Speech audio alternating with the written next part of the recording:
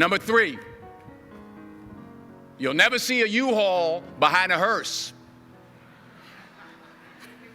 I'll say it again. You'll never see a U-Haul behind a hearse. I don't care how much money you make, you can't take it with you.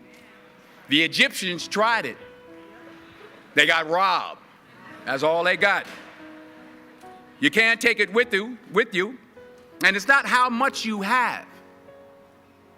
It's what you do with what you have.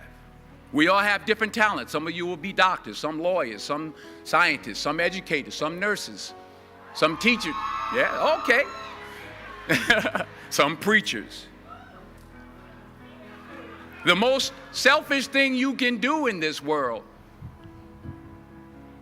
is help someone else. Why is it selfish? Because the gratification, the goodness that comes to you, the good feeling that I get from helping others, nothing's better than that. Well, one or two things, but nothing's better than that. Not jewelry, not big house I have, not the cars, but it's the joy. That's where the joy is, in helping others. That's where the success is, in helping others.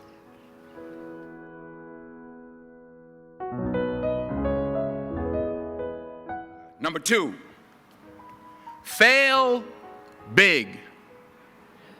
That's right. Fail big. Today is the beginning of the rest of your life, and it can be very frightening. It's a new world out there. It's a mean world out there, and you only live once.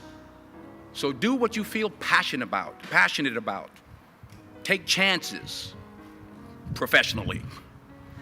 Don't be afraid to fail. There's an old IQ test, was 9 dots, and you had to draw 5 lines with a pencil within these 9 dots without lifting the pencil. The only way to do it was to go outside the box. So don't be afraid to go outside the box. Don't be afraid to think outside the box. Don't be afraid to fail big, to dream big. But remember, dreams without goals are just dreams, and they ultimately fuel disappointment. So have dreams, but have goals. Life goals, yearly goals, monthly goals, daily goals. I try to give myself a goal every day. In order to achieve your goals, you must apply discipline, which you have already done, and consistency every day, not just on Tuesday and miss a few days. You have to work at it every day. You have to plan every day. You've heard the saying, we don't plan to fail, we fail to plan. Hard work works. Working really hard is what successful people do. And in this text, tweet, twerk world that you've grown up in, remember, just because you're doing a lot more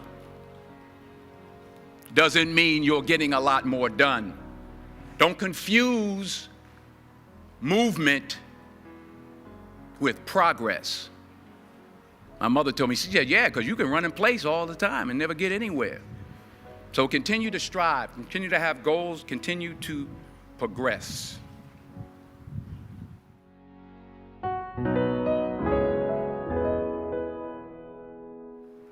Number 1, put God first. Put God first in everything you do. Everything that you think you see in me, everything that I've accomplished, everything that you think I have, and I have a few things, everything that I have is by the grace of God. Understand that. It's a gift. 40 years ago, March 27th, 1975, it was 40 years ago, just this past March, I was flunking out of college. I had a 1.7 grade point average. I hope none of you can relate. I had a 1.7 grade point average. I was sitting in my mother's beauty shop. They still call it beauty shops now? What they call it now? Yeah, I was sitting in the beauty parlor. I was sitting in my mother's beauty parlor, And I'm looking in the mirror, and I see behind me this woman under the dryer. And every time she looked up, every time I looked up, she was looking at me, just looking me in the eye. And I didn't know who she was, and I said, she said, somebody give me a pen, give me a pencil, I have a prophecy. March 27, 1975, she said, boy, you are gonna travel the world and speak to millions of people. Now mind you, I was flunked out of college. I'm thinking about joining the Army. I didn't know what I was gonna do, and she's telling me I'm gonna travel the world and speak to millions of people. Well, I have traveled the world, and I have spoke to millions of people. But that's not the most important thing, the success that I had. The most important thing is that what she taught me and what she told me that day has stayed with me since. I've been protected, I've been directed, I've been corrected. I've kept God in my life, and it's kept me humble. I didn't always stick with him, but he always stuck with me. So stick with him in everything you do. If you think you want to do what you think I've done, then do what I've done and stick with God.